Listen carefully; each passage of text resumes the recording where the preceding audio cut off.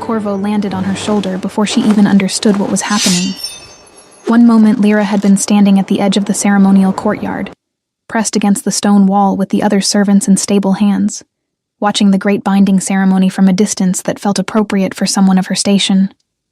The next moment, the sky above the gathered court darkened with the beating of enormous black wings, and every single person in the courtyard fell silent with a collective intake of breath that Lyra felt more than heard.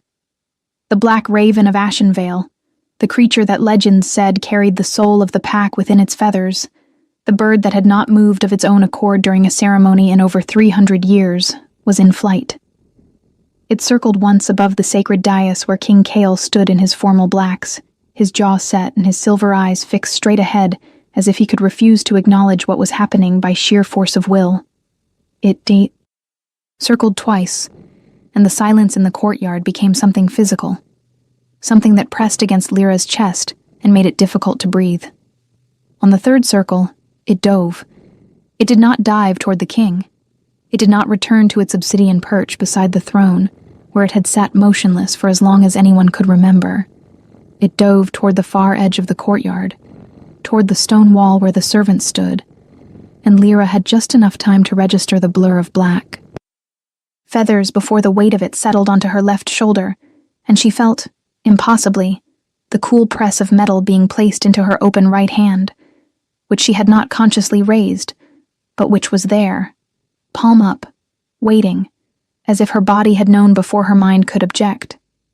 She looked down at what rested in her palm, the sovereignty ring of Ashenvale, the band of black iron set with a single dark stone that pulsed with a light that was not quite silver and not quite gold, but something between the two, something ancient, something alive, the ring that had been on King Cale's finger 30 seconds ago. The silence in the courtyard lasted exactly 3 more seconds. Then it shattered into chaos. Seize her. The voice that cut through the noise was not the king's. It was Lady Vivian Ashford who spoke first, her tone controlled and precise, her pale eyes fixed on Lyra with an expression that was perfectly composed and absolutely arctic. She stood beside the empty space on the dais where the king had been before he descended the steps, with a speed that did not match the careful stillness of his face. That girl stole the ring. I watched her do it. Someone sees her immediately before she runs. No one stole anything. The king's voice was quieter than Vivian's, but it carried. It always carried. Lyra had heard it only twice before in her life. Once when he had ridden through the lower district during a border inspection, and once when he had passed through the stables where she worked without looking at her. Now he was looking at her. She would have preferred the not looking. His silver eyes held an expression she could not read, and the inability to read it frightened her more than the chaos around her did. Everyone stand down, now. The courtyard obeyed. It always obeyed. That was the thing about King Cale of Ashenvale, that every person in the kingdom understood from childhood, that his authority was not performed, but inhabited, that when he said a thing it became the shape of reality, and you simply adjusted yourself to fit inside it. The noise stopped. The guards who had taken steps toward Lyra stopped.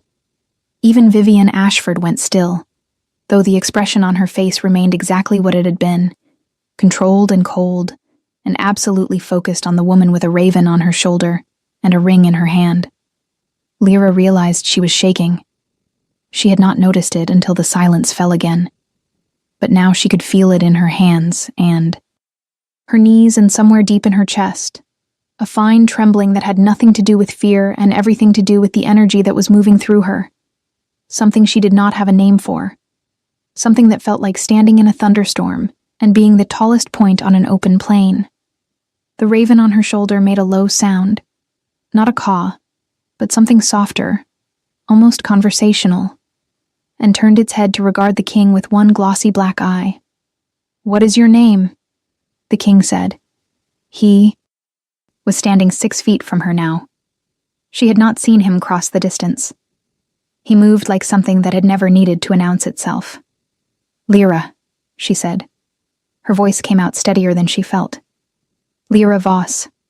I work in the Eastern Stables, Your Majesty." I did not take the ring. I would never. She opened her palm and extended her hand toward him. Please take it back. I do not know why it did this. I do not know why it keeps doing things like this. The animals, I mean.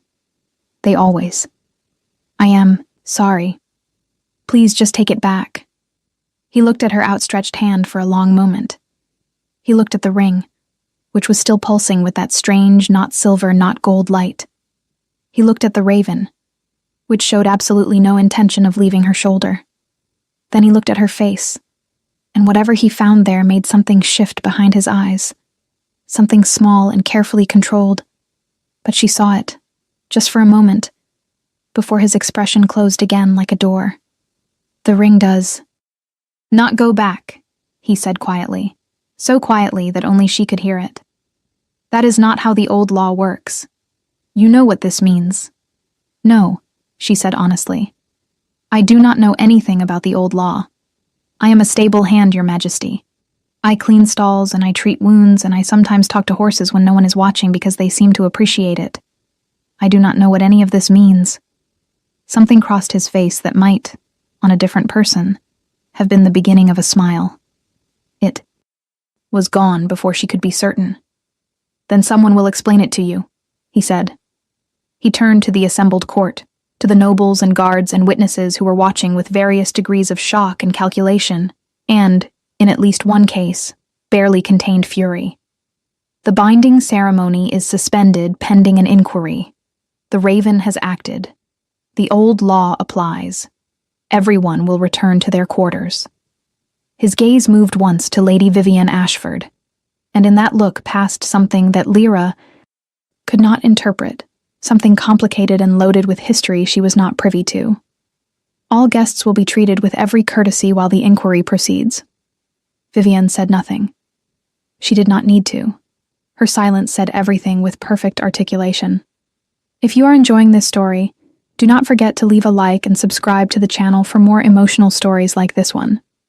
Lyra spent her first night in a room that was larger than the entire building where she had lived for the past 6 years.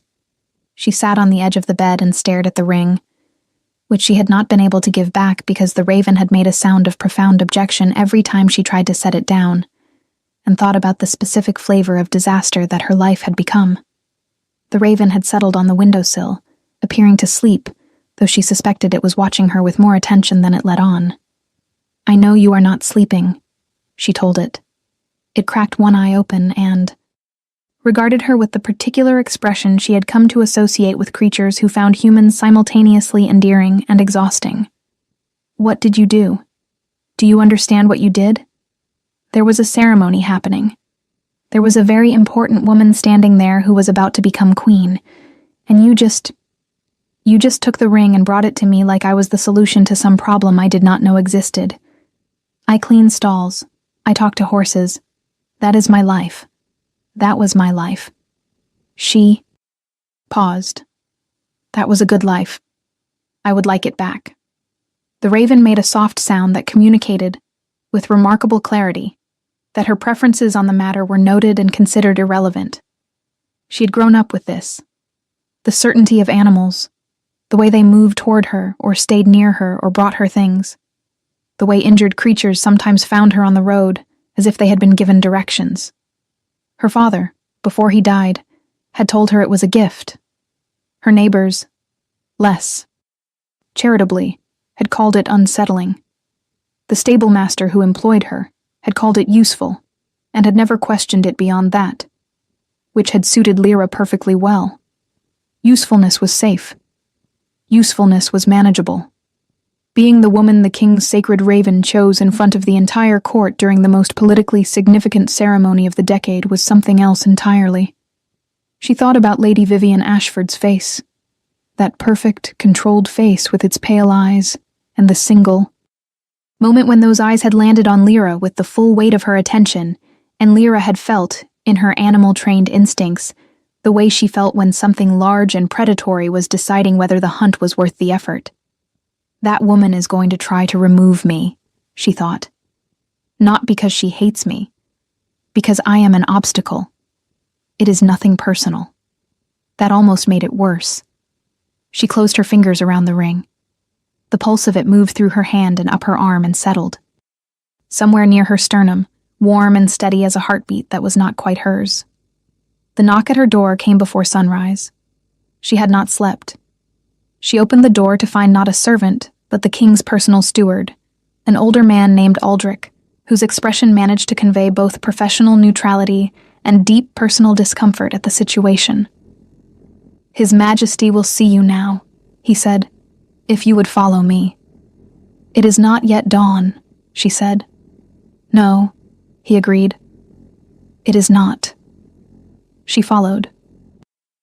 Him through corridors of dark stone and burning torchlight, to a room that was not the throne room and not a formal receiving chamber, but something in between. A working space lined with maps and correspondence, and the particular organized chaos of a person who does not stop thinking long enough to sleep. King Kyle was standing at a window with his back to her, and he was not wearing his formal blacks, but something simpler, dark trousers and a shirt with the sleeves rolled to the elbows, and the difference between this and what he had been wearing during the ceremony was disorienting in a way she could not quite articulate. He looked, in this light, like a person, rather than an institution. "You did not sleep," he said, without turning around. It was not a question. "No," she said. "Did you?" The pause before he answered was brief, but she caught it. "Sit down, Miss Voss." She sat. He turned from the window and came to the chair across from her, and in the firelight she had the opportunity to actually look at him rather than stare at him the way one stares at something that has become a problem. He was not old, not as she had somehow imagined from a distance, perhaps 10 years her senior, with the kind of face that had been made handsome, and then made harder by whatever his particular life had required of it. The silver eyes she had noticed in the courtyard were, up close, not silver exactly, but a pale gray shot through with something that caught the light differently, depending on the angle, and they were fixed on her now, with an attention that she was learning was simply how he looked at things, fully, without apology for the intensity of it. "The old law of the raven binding," he said, setting his hands flat on the desk between them in a gesture she read as deliberate, as if he were choosing careful neutrality, "has not been invoked in 312 years. Most of the court considers it ceremonial at this point, a tradition, a symbol. The raven sits on its perch, the ceremony proceeds, and everyone goes home. This is what has happened for 3 centuries. He looked at her steadily. "What happened yesterday was not that." "I understand," she said. "I did not ask for it." "I know. That is actually relevant." He leaned back slightly. "The Raven of Ashenvale is bound to the bloodline of the kingdom, to its essential nature. The old texts describe it as the spirit of the pack given feathers, the part of us that knows what we are at our core rather than what we have decided to be. When it acts independently, when it makes a choice that overrides the ceremony, the law says that choice must be honored and investigated. It cannot simply be set aside." Another pause. "It has never, in the recorded history of this kingdom, brought the ring to a stable hand." "I imagine not," she said. "What it has done, in the few documented cases, is identify someone of hidden or suppressed lineage who has a claim to the bond seat. Someone who should have been at the ceremony but was not, for reasons of politics or secrecy or deliberate erasure." His eyes did not leave hers. "I am going to ask you something, and I need you to answer me honestly, even if the honest answer is that you do not know, because not knowing is useful information. Do you have any knowledge of your family's history beyond your father's generation?" Lyra was quiet for a moment. Outside the window, the sky was beginning to go from black to the particular dark blue that preceded dawn, and the room felt suspended in time, held between one thing and another. "My father never spoke of his parents," she said carefully. "He came to Ashenvale from somewhere further north when I was very young. He was a healer. He knew things about plants and wounds and fever that other healers did not, and sometimes people asked him where he had learned it, and he would smile and say that some knowledge is older than schools. He died when I was 12. He did not leave papers." She paused. He did leave one thing. A small carved token on a cord. I have worn it since I was small. He told me to keep it close and to never show it to anyone who worked for the crown. The king's expression changed. Slightly, carefully, but it changed. Show me, he said. She hesitated. The habit of 12 years of obedience to her father's last instruction was not a small thing. But her father was dead, and the king was here, and the raven had put a ring in her hand in front of the entire court, and the particular shape of this moment felt like a door that could only be opened in one direction. She reached beneath the collar of her shirt and drew out the cord and the token that hung from it. A piece of dark wood no larger than her thumb, carved into a shape that she had always assumed was a bird, but which she now, looking at it in the firelight across from the most powerful man in the kingdom, recognized with a cold clarity, was a raven. He looked at it for a long time without speaking. When he did speak, his voice was different in some way she could not categorize. Not softer exactly, but more careful, as if he were handling something that could break. Where did your father say he came from? He said north, she said. He said the north is full of old things that the south has forgotten, and that forgetting is sometimes how people survive. The northern territories were cleared 300 years ago, he said. The bloodline that held them was scattered. They had. He stopped. He looked at the token again. They had a mark, a family mark. They were the Raven Keepers, the ones who kept the bond between the raven and the crown. He lifted his eyes to hers, and in them was something that she could only describe as the look of a man who has just had the architecture of his world rearranged by 3 words. Your father's family name. Before he came south. I do not know, she said honestly. I think you do, he said quietly. I think you have been not knowing it your whole life because that was how you survived. He rose from his chair and moved to a cabinet against the wall and returned with a book so old its spine had been repaired twice, and its pages had the yellow of things that have been waiting a long time. He opened it to a page near the center and turned it to face her. It showed a family crest, a raven in flight above a stylized flame, and below the crest a family name in old lettering that she had to read twice before it. Resolved into something familiar. Voss. Her own name. She had been using her own name her entire life and had not known what it meant. That is, she started. Yes, he said. My name. Yes. The silence that followed was not empty. It was full of 300 years of a story she had not known she was living inside of, and the particular vertigo of understanding that everything you thought was random was in fact a pattern, and you were the center of it, and you had been the center of it all, along without knowing. The raven token on its cord was warm against her sternum, and the ring in her pocket was pulsing with that steady, not silver, not gold light, and the room smelled of old paper and wood smoke, and something cool and pine-sharp that she was beginning to associate with him. What does this mean? She said. It came out very flat and very calm, in a way that communicated the exact opposite of flat and calm. It means, he said, with the careful precision of a man choosing each word, like a tool from a rack, that the old law is not merely ceremonial. The raven binding is real. The bloodline of the Raven Keepers has a legal claim to the bond seat that predates every political arrangement currently in place. He paused. It means that Lady Vivian Ashford's claim, while legitimate by modern law, is challenged by an older claim, one that the law requires me to investigate before proceeding. Another pause, longer. It means that for the duration of the inquiry, you will remain in the palace under my protection. I do not need protection, she said, and then thought of Lady Vivian's pale eyes and the feeling of something large and predatory deciding if the hunt was worth the effort. I may need a small amount of protection, she revised. This time there was no almost smile. It was brief and controlled and quickly suppressed, but it was real, and it changed his face in a way that made her suddenly very aware of the distance between them, or rather of the lack of it, of the fact that they were sitting at a relatively small desk in a firelit room before dawn, and he was looking at her the way he looked at things, fully, and without apology. "You will have it," he said. "Whatever else happens, you will have that." She left the meeting with more questions than she had arrived with, and the distinct impression that King Cale of Ashenvale was a man accustomed to certainty, who had just been introduced to its absence.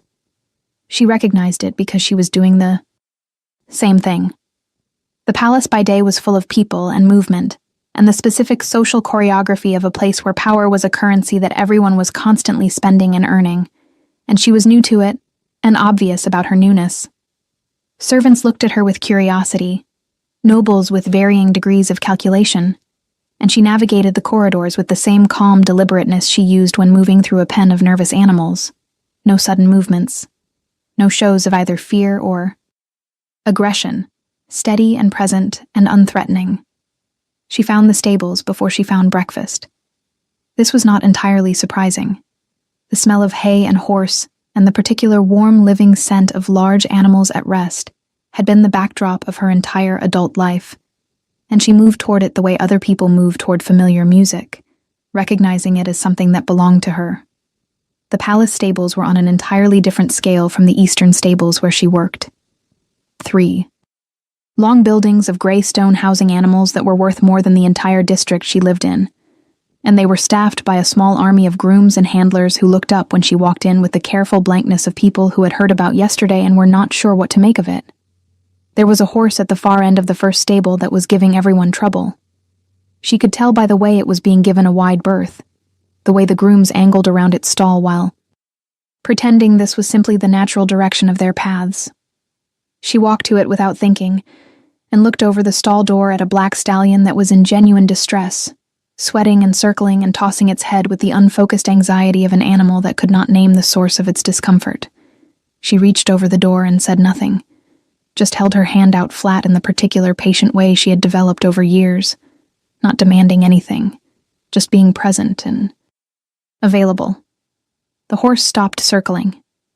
It turned its head toward her hand with the slow caution of something that has been hurt before and has not yet decided whether this is safe. She waited. 2 minutes passed, then 3. Then the horse took one step toward her hand, and another, and pressed its nose against her palm with a shuddering exhale that was almost a sigh. "He has not let anyone near him in 3 days.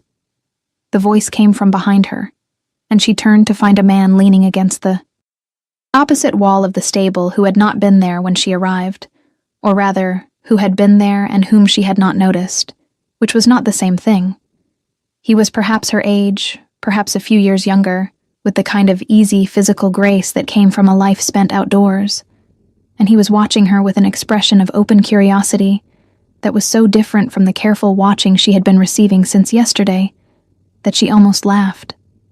The stablemaster has been quietly panicking. "That horse belongs to the king. Something frightened him," she said, keeping her hand steady as the stallion investigated her with increasing confidence. "Not recently, a while ago. He has been waiting for it to happen again ever since." She paused. "Some animals are like that. They learn fear faster than they learn safety." "Some people are like that too," the man said. He pushed off the wall and came to stand beside her, not crowding the horse but present. A comfortable amount of presence. "You are Lyra Voss. I am Corwin. I am the king's second. Which means I am his chief of investigation, which means this inquiry, officially, belongs to me." He did not say this with the self-importance she might have expected. He said it the way he might say that the weather today was likely to be overcast, as simply a fact about the world. "I have been asked to be very thorough. I intend to be very thorough. I thought it might be less unpleasant for both of us if I introduced myself. Before I began being thorough at you, I appreciate the warning," she said. "I also thought," he continued, "that you might want someone on your side who is not politically motivated. Everything in this palace is politically motivated right now. The inquiry is politically motivated. Lady Vivian is conducting her own inquiry, which is also politically motivated. The king himself is trying not to be politically motivated, which is its own form of political motivation." He paused. "I am Genuinely just trying to find out what is true. That puts me in an unusual position in this palace at this particular moment, and I thought we might be useful to each other." She looked at him steadily. He had an honest face, which she did not entirely trust, because she had met enough animals that wore honest faces while planning something inadvisable. But he had also stood at an angle to the horse that a person who did not know animals would not have known to choose, a non-confrontational angle. The angle of someone who had spent time learning how to be safe to something skittish, and that she trusted more than faces. "What do you want to know?" she said. "Everything," he said cheerfully. "But we can start with your father. What do you think will happen next? Leave your predictions in the comments below." She told him what she had told the king, and a little more, because Corwin's method of inquiry was not the king's careful deliberateness, but something more like letting a river run and following where it went, asking questions that led to other questions in a way that made her say things she had not planned to say. Small memories of her father that she had kept private. The way he sometimes touched the northern-facing wall of their house in a certain way before sleeping. The particular herbs he used for wounds that she had never seen written in any healer's guide. The song he had sung to her when she was small, that she now, hearing herself describe it to Corwin, recognized might not have been a lullaby, but something older, something ceremonial, something in a language she did not know, but had memorized phonetically without understanding.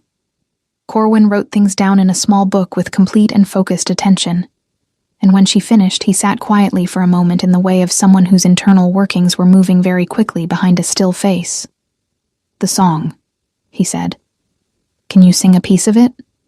She hummed a few bars, low, the first phrase of it, and watched his expression change. "That is the Raven Keeper's oath," he said, "sung at investiture. Your father taught it to you as a children's song. He was hiding it in plain sight, hiding it in you, making sure you carried it without knowing you were carrying it, in case you needed it, and he was not there to give it to you." He paused.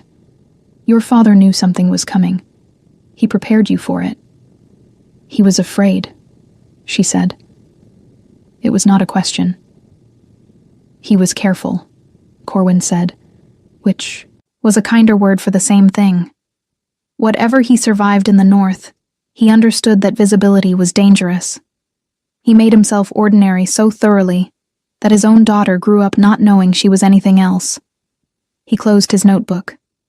"Ordinary is no longer an option for you. There are people in this palace who find your visibility very inconvenient." "I know," she said. "I have met Lady Vivian's eyes. That woman," Corwin said, "has been working toward this match for 3 years.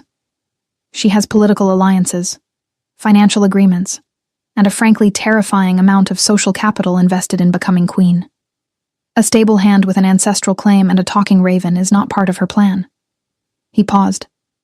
"I am not saying she would do something illegal. You are absolutely implying she would do something that exists in a gray area adjacent to illegal," Lyra said.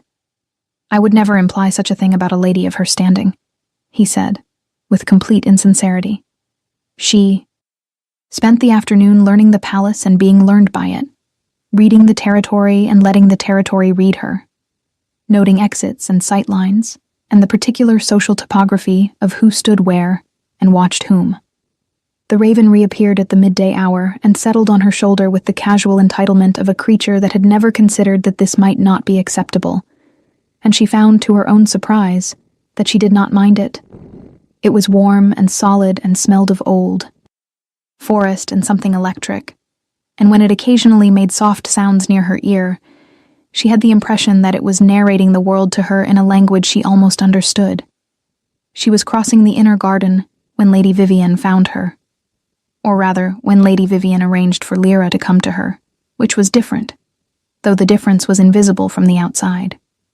One of Vivian's attendants materialized at Lyra's elbow with a politely worded invitation to take tea, and Lyra thought of what Corwin had said about gray areas and calculated that refusing would be worse than accepting, So she followed the attendant to a garden alcove where Lady Vivian was seated with the composed elegance of someone who had never in her life been anything other than entirely in control of any room she occupied. She was beautiful in the curated and deliberate way of someone who understood beauty as a tool and maintained it as such. Her pale eyes were light blue, her dark hair arranged with precision, and she looked at Lyra with an expression that was gracious and warm and absolutely evaluative. "Sit down," she said. And there was a layer under the warmth, a layer that said, "I am choosing to be gracious, and you would do well to notice that it is a choice." Lyra sat. "I have asked to speak with you informally because I believe that informal honesty is more productive than formal posturing at this stage. We are both women of intelligence, and I think we can speak plainly to each other." She poured tea with the ease of someone who had done it 10,000 times. "You did not plan this. I believe that. You seem genuinely bewildered by what happened, and bewilderment is not something most people can perform convincingly. You are not a schemer." "Thank you," Lyra said, deciding to accept this as a compliment.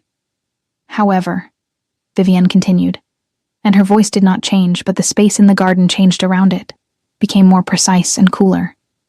"You are now in a position where schemers will scheme around you whether or not you wish it. People will use you. They will attach their ambitions to your situation. They will offer you things that seem like gifts and are actually chains. I want to be one of the honest ones. One of the people who tells you clearly what they want, so that you can make a clear decision." She lifted her teacup. "I want you to step back." "From what?" Lyra said carefully. "From the inquiry. From the claim.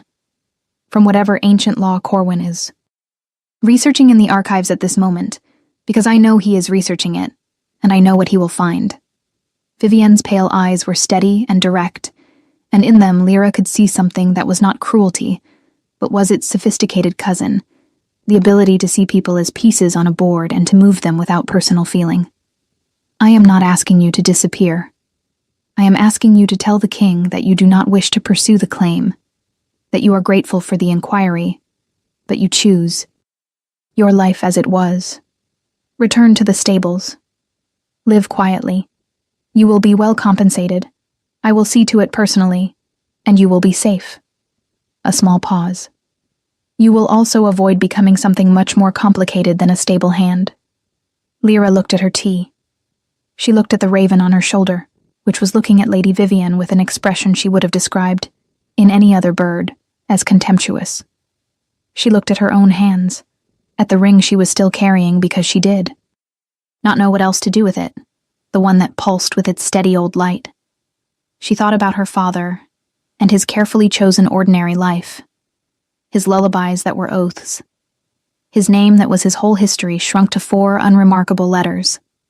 She thought about what it meant to hide inside your own inheritance your entire life. She thought about whether she was capable of choosing to do that deliberately, knowingly, with clear eyes.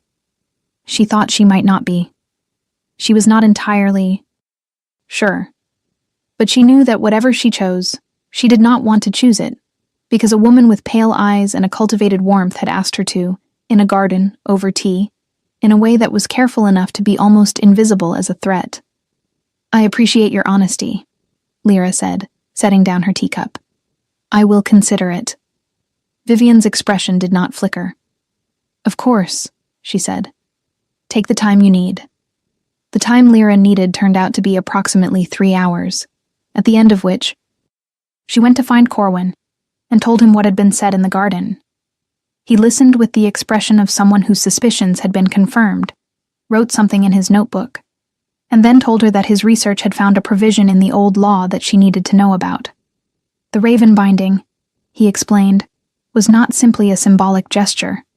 In the old legal code, which had never formally been struck from the books, because 300 years of it being purely ceremonial had made everyone forget it was still technically enforceable. The bond seat was not the queen's seat, but the raven keeper's seat. The seat of the one who maintained the connection between the pack and its sovereign nature, between the king and what he was at the most fundamental level. The raven keeper was not a consort. The Ravenkeeper was, in the old language, something closer to an anchor. "And if there is a Ravenkeeper," she said slowly, "then any other arrangement is legally irregular," Corwin said, with diplomatic precision. "At best. And Lady Vivian knows this," she said. "Lady Vivian has very good lawyers," he confirmed. She was quiet for a moment. Outside the archive window, the sky was going orange and deep blue with the beginning of evening, and the palace grounds were settling into their later rhythms, guards changing, lamps being lit, the particular hush of a place preparing for night. The raven on her shoulder stirred and made a sound that was almost like a word. "What?" "Does the king know?" she said. "Everything I know," Corwin said. "I report to him first." "And what has he said?" Corwin was quiet for a moment, choosing his words with the care of someone navigating between loyalty and honesty, between his duty to his king and his intention to be straight with her. "He has said that the law will be followed, all of it, and that no one will be pressured into a choice that should be freely made." He paused. "He has also been in his private study for 4 hours, working through every record we have of the Northern Territories." Another pause. "He does not do that for things he intends to dismiss." She thought about the room before dawn, the maps and correspondence, the rolled sleeves, the not-quite smile. She thought about the way he had looked at the token on her cord, as if it were something he had been looking for, a piece of something larger that had been missing for 300 years. She thought about the way he had said, "You will have that," with the particular quality of a promise that did not need to be elaborate to be absolute. She pressed her hand to her chest, feeling the token and beneath it, the steady rhythm of her own heart, and thought, "My father taught me his oath as a lullaby. He put his whole heritage inside a child, and trusted that when the time came, she would know what to do with it." She had not yet decided if she trusted herself with that faith, but she was beginning to think she owed it to him to try. The second day brought complications in the shape of a formal challenge. Lady Vivian's legal team, moving with a speed that suggested this had been prepared in advance against the possibility of exactly this contingency, submitted to the court a formal objection to the inquiry on the grounds that the ancestral law, while not struck from the books, had been superseded in practical application by 3 centuries of unbroken conventional practice.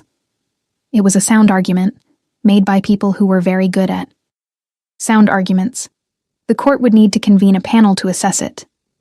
This would take, conservatively, 3 weeks. During those 3 weeks, Vivian's position as the primary candidate for the bond seat would be maintained as status quo.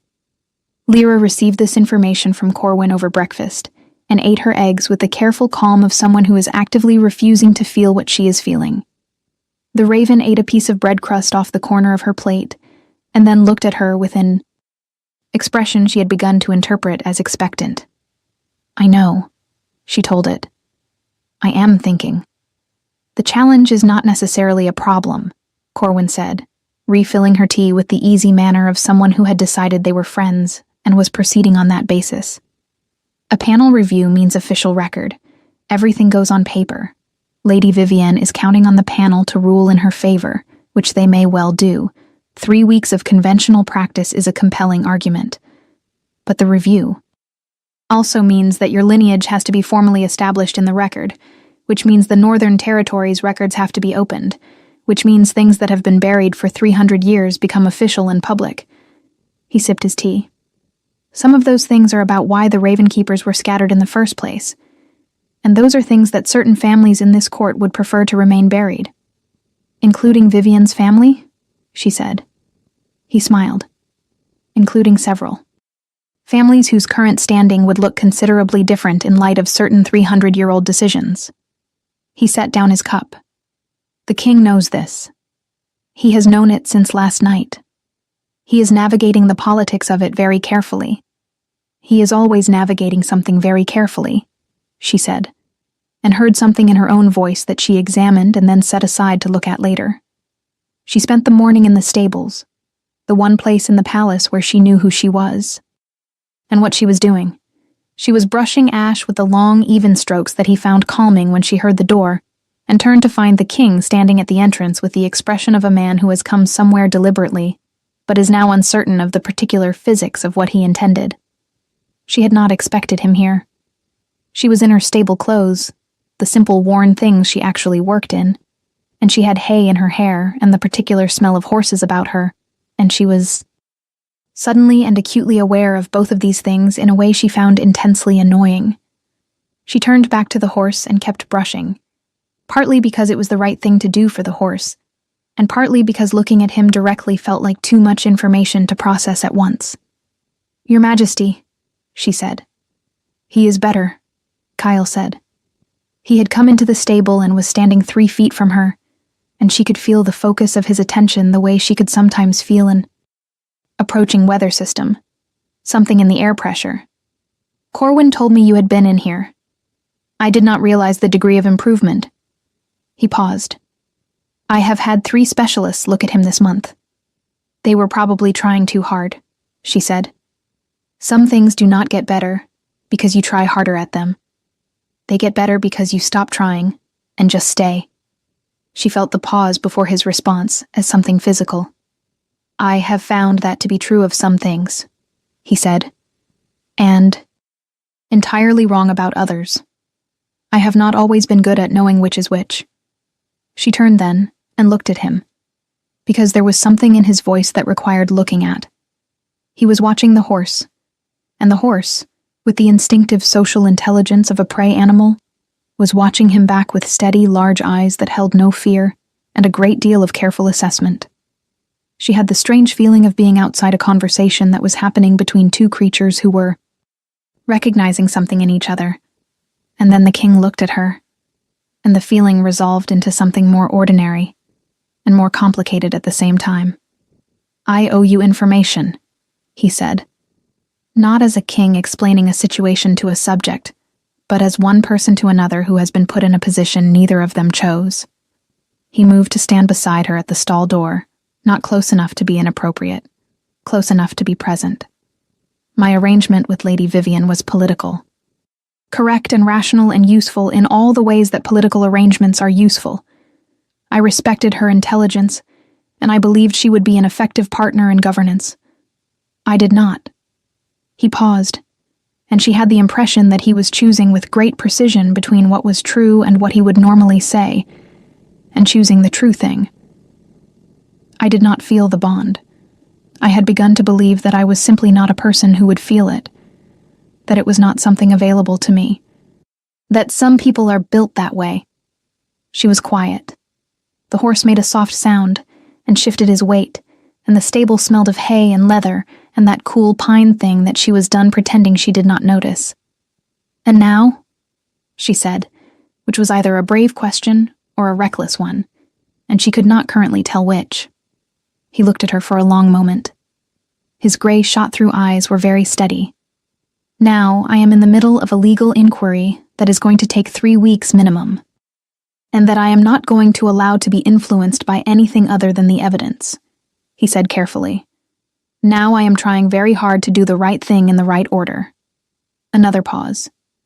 "I am telling you this so that you know the inquiry is not the only thing happening, and so that you know I am aware of that, and so that you can make whatever choices you make with accurate information."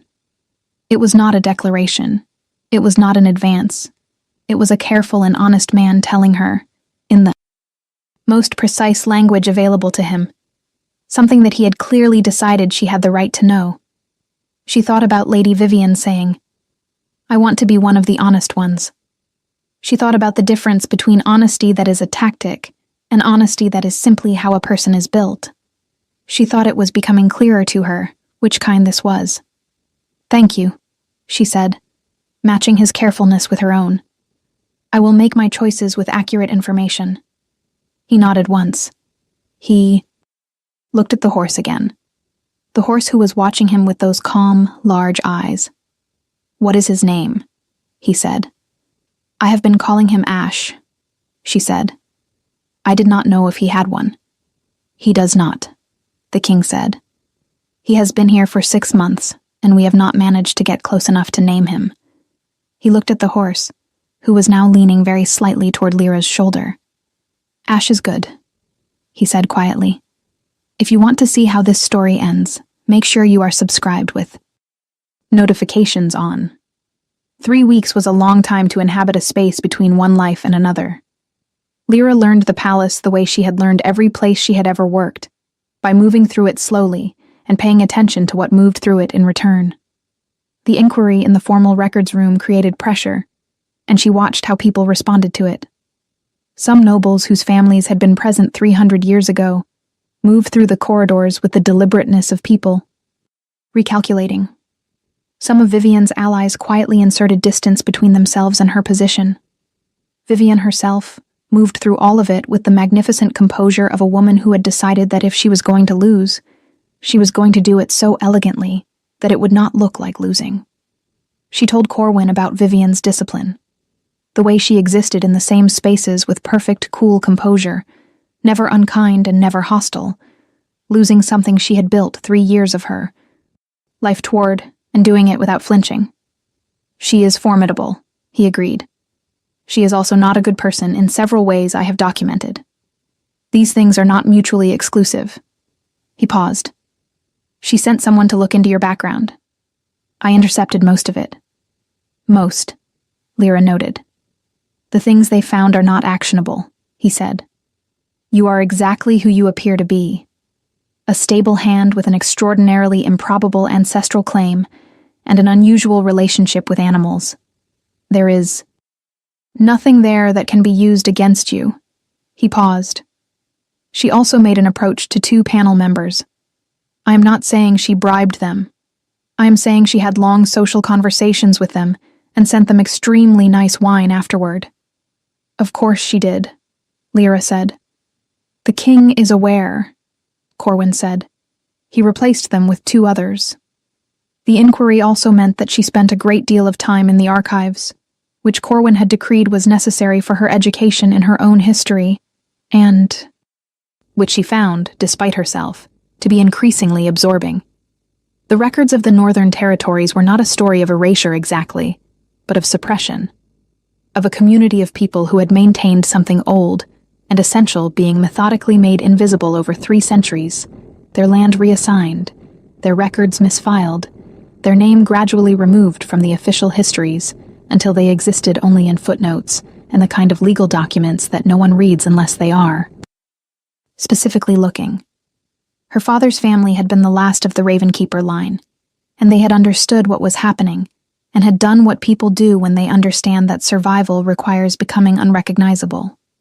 They had scattered.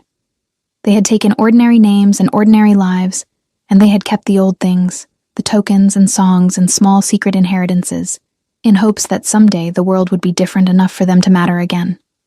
She sat in the archive one afternoon with a manuscript spread before her and read her family's history for the first time.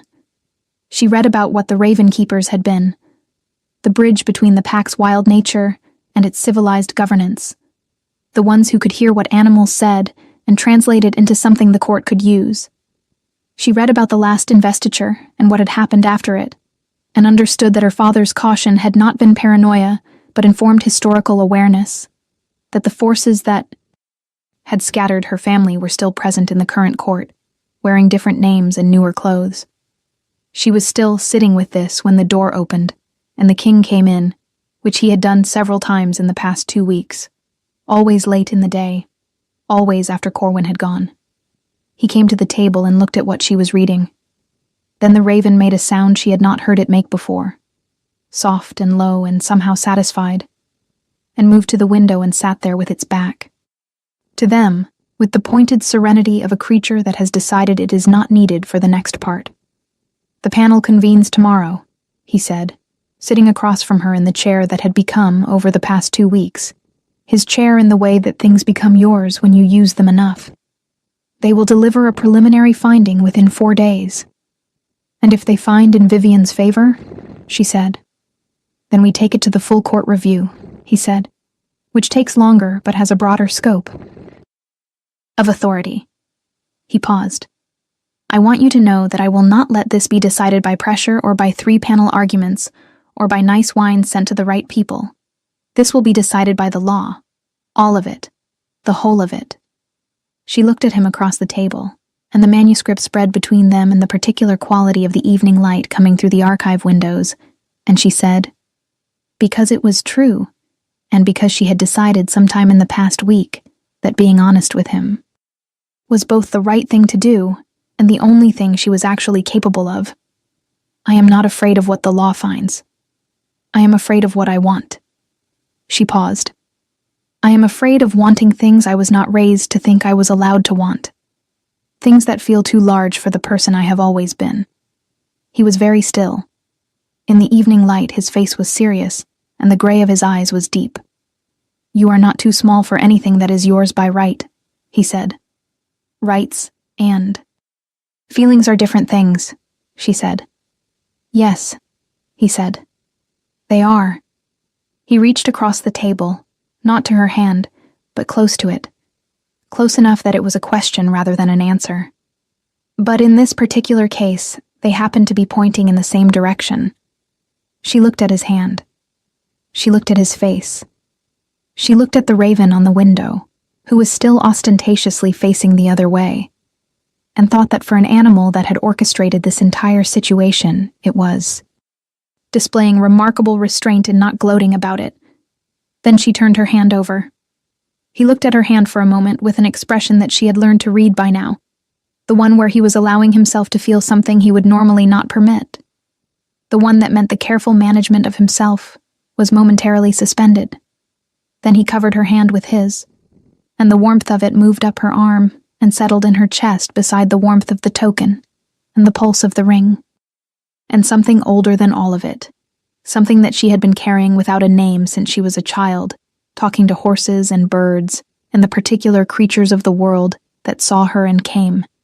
And she understood with a clarity that was almost physical that this was what her father had been preparing her for. Not the legal claim, not the inquiry, but this. The being seen, the being wanted, the understanding that she had always been worth coming to, that the animals had known it all along, and that now a king knew it too. They sat like that in the archive until the light went entirely and someone had to light a lamp. They talked about things that had nothing to do with the inquiry, about horses and the specific humor of ravens and the way the Northern Territories had looked, from the old records' descriptions, like a landscape of deep forests and cold rivers that sounded like nothing she had ever seen. He had not seen them either, these 300-year-old lands that were part of his kingdom's history. He talked about them the way she talked about the parts of her father's story she had never been told, with the specific longing of someone who has a missing piece and has only recently begun to understand the shape of the absence. She thought, we are both, in different ways, people who grew up with gaps in the story. She thought, that might be why this feels the way it does. The panel convened the next morning. Lyra sat in the observation section with Corwin, who wore his most official coat and was affecting the complete calm of a man who had done his research and trusted it. When Vivian caught Lyra's eye across the chamber, she held it for precisely 3 seconds before looking away. And in those 3 seconds, Lyra saw something she had not expected. Not cruelty and not contempt, but something more complicated. Recognition. One woman seeing another and understanding that they were not, at the fundamental level, so different in what they had been, doing with their lives. She did not forgive Vivian for the wine sent to panel members or the investigators sent to dig through her past. But she understood her. That was different. The panel deliberated for 3 days. In those 3 days, Lyra continued to work with Ash in the stables, because the horse needed her, and because she needed the stables. She taught 2 of the younger stable hands the patient handout method for approaching anxious animals, ate dinner with Corwin in the small parlor, and learned the particular skill of not visibly noticing when people noticed her. On the second evening, the king came to the informal dinner instead of the formal one, and when Corwin made a quiet excuse and disappeared, she thought, this is what it will be. The daily texture of it, which is not ceremony or declaration, but the accumulation of evenings and stables and archives and conversations that go until the lamp needs lighting. Whatever the panel decides, he said, which was the beginning of something but also the whole of it, because she put her hand over his on the table before he could finish, and he stopped and looked at her, and she said, "I know." He turned his hand over. "I should have." He stopped again. "You were very careful," she said. "I am always very careful," he said. "It has been a useful trait, and also an occasionally excessive one." "You are being careful right now," she observed. "I am trying to be less," he said. She smiled at him, and it was the smile. She had not yet given him the real one, the unguarded version of it, the one that she had been keeping behind the careful version while she was still deciding if this was safe. Something happened to his face when he saw it. Not much. He was very controlled. But something happened, and she saw it. And she thought, "I will learn all of these. I will learn every small thing that is allowed through the control, and I will know them all like I know the tell of an animal that is trying not to show that it is happy to see you." The panel announced its finding on the morning of the 4th day, in a session that was open to the full court. The senior panelist read the ruling in the formal language of legal proceedings, which was dense and precise, and took 15 minutes to convey what was, in summary, this. The ancestral law was valid and had not been superseded by practice. The Ravenkeeper line was confirmed as Lyra's by documented genealogical record and the corroborating evidence of the token, the name, and the testimony of the archive documents. The bond seat claim was legally recognized as requiring formal consideration before any other arrangement could proceed. The binding ceremony was officially suspended pending completion of the formal recognition process. Vivian sat through the reading with her eyes forward and her face composed. Lyra watched her see the precise moment that 3 years of work had to be reclassified, and watched her reclassify it with the controlled adjustment of a person who has too much discipline to be seen coming apart. She gathered her things and left the chamber with every inch of her dignity intact, and 3 of her allies left with her, and 4 did not. And that was the arithmetic of the day. Corwin was incandescent with satisfaction, which he expressed through the medium of being extremely professional about it, his face entirely neutral, and his eyes doing the thing where they were doing everything his face was not. He turned to Lyra and said, with the precision of a man who has never in his life said more than was necessary, "Well done." "I did not do anything," she said. "You stayed," he said. "When leaving would have been easier. That counts." The recognition ceremony was set for the full moon. It was not the binding ceremony, not yet, because the formal bond required both participants to come to it freely and in full knowledge, and there were things still to be discussed and decided and understood, but it was the public moment when her lineage would be formally acknowledged, when she would be recognized before the court as the last of the Ravenkeeper line, when 300 years of a family being buried in footnotes would be restored to the front of the book. She spent the week before it in the archives, not because she needed to research anything more, but because she needed to be with the documents, with the physical fact of the history she was being given back, the names and records and small details, of a line of people who had existed and mattered and been made to disappear, and who were, through her, going to exist and matter again. She also, in this week, had a conversation with Lady Vivian that she had not entirely planned. They encountered each other in the corridor outside the archives late in the evening, when the palace was settling toward sleep, and people were more themselves. And they stopped, and for a moment, neither of them said anything. The panel ruling was correct, Vivian said finally. It cost her something to say it. Lyra could see that clearly, but it was said without softening or qualification, with the directness of a person who has decided that this is what honesty requires of her in this moment. The law is the law, and the evidence was clear. I do not have to be happy about it to acknowledge that. I know, Lyra said. I want you to understand, Vivian said, and her voice was different from the garden tea voice, less curated, more direct, that it was never personal. You were not a person to me, initially. You were a disruption. I am." She paused. "I am capable of making that distinction, but I am not certain it reflects particularly well on me." Lyra thought about this for a moment. "You were trying to secure something important to you," she said. "I would have done the same. I did do the same, in a smaller way, staying rather than leaving. We were both just trying to keep what was ours." Something moved through Vivian's expression. Quickly, the specific look of someone who has been given more grace than they expected, and does not entirely know what to do with it. "You are more generous than I would be," she said. "I grew up with animals," Lyra said. "It teaches you that most things that seem aggressive are actually afraid." Vivian looked at her for a long moment. Something settled in her face. "I intend to remain at court," she said. "On my own terms, with my own alliances, not as an enemy." "I would prefer that," Lyra said. They parted in the corridor without any further ceremony, and Lyra walked back to her room with the particular lightness of a day that has resolved something that had been heavy.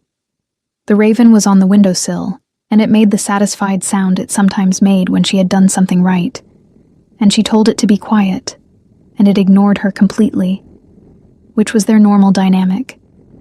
And she went to sleep with the token warm against her chest, and the ring on the small table beside her. Bed, where it pulsed all night, with its old, slow light. The night of the recognition ceremony, she stood in front of the mirror in the dress Corwin had procured for her, a deep gray that was close to the color of the king's eyes in certain lights, simple and well-made, and looked at her own face and thought about her father. She thought about the small boy who had come south with a carved token and a secret name and a family's worth of old knowledge hidden in lullabies, who had made himself ordinary so thoroughly that his own daughter had not known she was anything else, who had put all of it inside her and trusted her to carry it forward. She put her fingers on the token at her throat and said quietly to the room, "I know you would have been afraid for me. I know you would have wanted me safe. But I think this is what safe looks like, actually. I think this is what you were keeping it for." The raven made a sound from the windowsill. She turned and looked at it. "You knew," she said. "You have always known." It regarded her with one glossy black eye, and the patient certainty of a creature that has been waiting for the rest of the world to catch up. "All right," she said. "Let us go." The great hall had been used for ceremonies for 600 years, and it had the particular weight of a place that has absorbed history until history is part of its walls. Torches burned in lines along the stone, and the air smelled of wax and wood smoke, and many people holding their breath. Lyra walked through the doors and felt every eye in the room and kept walking, because you could not stop and you could not look down. You had to walk through the middle of being seen and trust that you were solid enough to survive it. She was. She was surprised to find that she was. The king stood at the dais in his formal blacks, and when she reached the foot of the steps and looked up at him, he was looking back at her with the full weight of his attention and the particular quality of his eyes that she had been learning for weeks, the open version, the one where he was not managing himself, and she thought, there it is. There is the person behind the institution. He was there the whole time, and she had been learning him like she learned an animal that needed patience, and she was glad she had been patient. Aldrich, the steward, read the formal words of the recognition, the legal language that confirmed her lineage and her name, and her right to the title that had not been used in 300 years. The Raven Keeper of Ashenvale. The last of her line. The one the raven had come to. As he read, the raven itself flew through the high windows of the hall, which were open to the night sky, and circled the room once in the silence of its enormous wings, and then settled, not on the obsidian perch, not on her shoulder, but at the precise center of the dais, between where she stood and where the king stood, equidistant, present, its black feathers lit by the torchlight so that they gleamed with that not silver, not gold color that she had come to understand was something older than either. Lyra Voss, the king said, when the formal words were done, and his voice was his public voice, but with something in it that it did not normally have in public, something that made a few of the assembled nobles look at each other with the expressions of people recalibrating very quickly. Lyra of the Ravenkeeper line, the court of Ashenvale acknowledges your lineage and your... Right. He paused. And I, as your king and as... Another pause, smaller. As something I am still learning the right word for. I acknowledge what you have brought back to this court. What your family kept for 300 years. What you carried without knowing you were carrying it. He descended the steps and came to stand before her. And he held out his hand. And on his palm was the ring, the sovereignty ring of Ashenvale, the one that had started all of this. The ring was brought to you, he said, quiet enough that it was mostly for her, and only incidentally for the room. I am asking you to give it back, freely, as a choice. She looked at his hand. She looked at his face. She looked at the raven between them and the assembled court, and the torchlight, and the 600 years of history in the walls of this room. And she thought of everything her father had kept safe in lullabies and a carved token, and 4 letters of a name.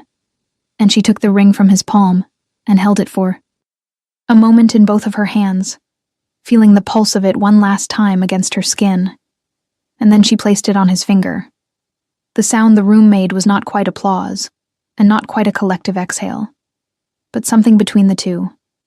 The sound of a story finding the shape it had been reaching for. There is no right word yet, she told him quietly, but we have time to find it. The raven made its satisfied sound. The ring pulsed once, bright, and then settled into its steady rhythm. And the king of Ashenvale, who had spent his life learning to contain himself within the architecture of duty and governance and careful restraint, looked at the woman who talked to horses and carried her heritage in lullabies, and smiled properly, the full, unguarded version of it, and it was the most sovereign thing she had ever seen him do. The weeks that followed the recognition ceremony were not the end of anything. That was the thing she had not anticipated, that the story did not stop at the point where it should have been finished, but continued into the ordinary particular days of what came after, and that the ordinary days were their own kind of remarkable. She learned the palace in a different way now, not as someone who was passing through it or surviving it, but as someone who was part of it, and she learned the court in the way you learn a large, complicated animal, with patience and attention, and the understanding that there will always be something new to notice. Corwin became the friend he had announced himself as from the beginning, with the easy certainty of someone who has always known exactly how they feel about people, and does not see the point of pretending otherwise. The stable hands who had watched her with the careful blankness of people who did not know what to make of her, became colleagues in the way that people do when you show up reliably, and do the work alongside them. And Ash the horse allowed 2 of them to brush him, which Lyra considered one of her more significant accomplishments. Lady Vivian remained at court. She was, as she had promised, not an enemy. She was also not a friend. But she was something that Lyra had not had a word for until Corwin supplied one. A professional. Someone who operated in the same space you did with mutual recognition of capability and the particular respect that came from 2 people who had seen each other at their most strategic and had decided that the field was big enough. Vivian threw herself into the trade alliance negotiations that had been stalled for 2 years and turned out to be extraordinarily good at them, which Lyra reported to Corwin, who reported it to the king, who said, with the dry precision that she was learning to love in him, that he had always known she would be more useful as an ally than as a consort, and that the situation had worked out rather well on that front. The binding ceremony, when it came, was planned differently from the one that had been interrupted, built around what both of them actually were rather than the political architecture of what they were supposed to be. There was the sacred circle, and the old words, and the raven, and the particular quality of moonlight on the full moon, and there was Kale, who stood in the circle without his face carefully composed into neutrality, but let her see him, the complicated and controlled and quietly feeling person who had been navigating by duty so long. He had half forgotten there was something else to navigate by. She stood across the circle from him with the token at her throat, and the Ravenkeeper's title new on her tongue, and the song her father had taught her running quietly through her head. The words she now understood. The oath she had been carrying since childhood. She had not planned to say it aloud. But when the old words of the ceremony created the silence that called for something to fill it, she began to sing it, low, in the old language, the language of the northern territories, the oath that her father had turned into a lullaby and that she had carried into this moment without knowing it was leading here. She felt him go still across the circle in the way that he went still when something had gotten through to him. She felt the raven stir. She felt the bond seat pulse with the same rhythm as the ring on his finger and the token at her throat. When she finished, the silence was of the kind that happens after music, the kind that holds the shape of what was. In it. He crossed the circle in 3 steps and put his hands on her face with the particular gentleness of someone who has spent a long time being very careful with things and has decided to trust himself now with this. And she put her hands over his and looked at him and thought, there it is. There's the feeling she had been afraid to want because she had not known she was allowed to want something this large. She had been allowed to want it all along. The raven had known. Her father had. Known, or hoped, or prepared her for the possibility. She had been the last person to understand, which seemed, in retrospect, entirely consistent with how she moved through the world, slow and attentive, and arriving late to the knowing but solid once she got there. I have the word, he said quietly, with the small, precise smile she had learned to watch for. Tell me, she said. He told her. It was not a title or a legal category or anything that would have appeared in the formal records of the recognition ceremony. It was just a word. His word. The one he had found in the ordinary particular days of the past weeks, in evenings in the archive, and mornings in the stables and dinners where they had talked until the lamp needed lighting. She thought her father would have approved of it. She thought the raven approved of it, because the raven made the satisfied sound and turned to face the night sky and spread its enormous wings once without lifting off, a gesture she had come to recognize as its version of applause. She kissed him first. She had decided on this privately, some days before, because he was careful by nature, and she understood careful things. And sometimes the kindest thing you could do for a careful thing was to make the first move, so it did not have to weigh the decision against every other variable. He was very still, for exactly 1 second, and then he was not still at all. And the moonlight lay silver and warm across the sacred circle, and the raven watched the night, and the bond settled into place like something that had been waiting to be allowed to exist, and the whole packed weight of 300 years of a kept faith found its resolution in the simplest possible form. The court recognized a shift in the axis of things when they returned to the hall together.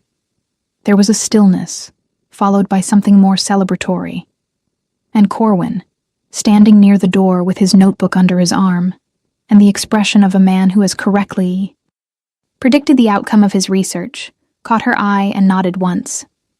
Well done, he said, which she was beginning to understand was his highest compliment.